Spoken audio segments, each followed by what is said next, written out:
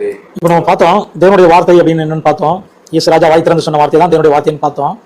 இப்போ இந்த தேவனுடைய வார்த்தையை நம்ம வந்து இருதயத்துல காத்துக்கொள்ளும் போது, அதை கை கொள்ளும் போது நமக்கு எப்படிப்பட்ட தேவ சாயெல்லாம் உண்டாகுது அப்படின்னு நம்ம ஒன்று ஒன்றா பார்க்கலாம்.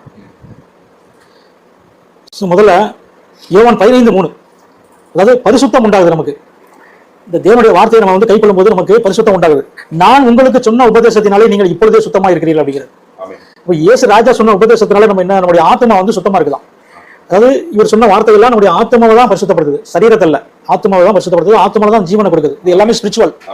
அடுத்து யோவான் 17:17 சொல்றாரு, உம்முடைய சத்தியத்தினாலே அவர்களை பரிசுத்தமாக்கும், உம்முடைய வசனமே சத்தியம். அதாவது தேவனுடைய வார்த்தை தான் சத்தியமா, அந்த வார்த்தையினால நீங்க அவர்களை பரிசுத்தமாக்கும் அப்படிங்கிறார். அப்போ இந்த வார்த்தை எல்லாமே தேவனுடைய வார்த்தை அப்படின்னு நம்ம பாக்குறோம். அடுத்து யோவான் 6:63, ஆவியே உயிர்ப்பிக்கிறது, மாம்சமானது ஒன்றுக்கும் உதவாது, நான் உங்களுக்கு சொல்லுகிற வசனங்கள் ஆவியாயும் ஜீவனாயும் இருக்கிறது. அப்போ இயேசு ராஜா மாம்சத்துல வந்து சொல்லுகிற வசனம் தான் ஆவியும் ஜீவனுமா இருக்குதான். அதாவது நம்முடைய ஆத்மாவை உயிர்ப்பிக்கக்கூடிய ஆவியா இருக்கிறதா. அதனாலதான் இரண்டாம் மனுஷன் வானத்திலிருந்து வந்த கர்த்தர்னு பாக்குறோம்.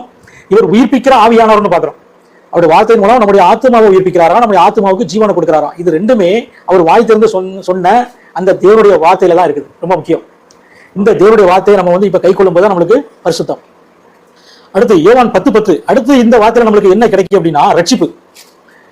நம்ம வந்து சங்கீதம் படிச்சா ரட்சிக்கப்பட முடியுமா, அப்படி நீதிமொழிகள் படிச்சா ரட்சிக்கப்படலாமா அப்படிலாம் கிடையாது. இந்த தேவனுடைய வார்த்தைக்கு கீழ்ப்படிஞ்சாதான் ரட்சிப்பான்.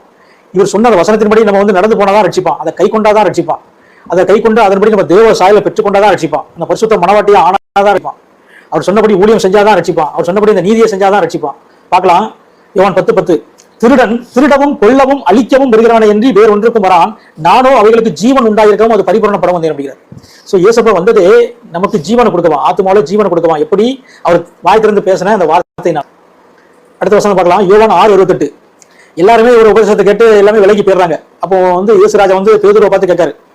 அதுக்கு வந்து பேதுரு என்ன பதில் சொல்றோம் அப்படின்னா, ஆண்டவரே நாங்கள் யாரிடத்தில் போவோம், நித்திய ஜீவ வசனங்கள் உம்மிடத்தில் உண்டு. அப்போ இயேசு பேசின வசனம் தான் ஜீவனுள்ள வசனம், நித்திய ஜீவனை கொடுக்கக்கூடிய வசனம், ஆத்மாவை உயிர்ப்பிக்கக்கூடிய வசனம். சோ இந்த வசனத்தை தான் நம்ம இப்ப கை கொள்ளணும், இந்த வசனத்தை தான் நம்ம ரீச் பண்ணணும், ரொம்ப முக்கியம்.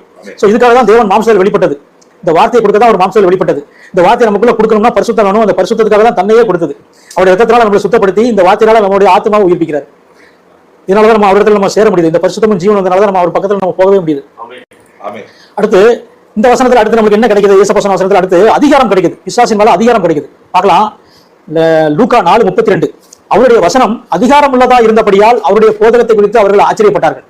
அப்போ இந்த அதிகாரத்தினால நம்ம பிசாசை துரத்த முடியுது. பாருங்க, ஜெபாலயத்திலே அசுத்தாவை பிடித்திருந்த ஒரு மனுஷன் இருந்தான்.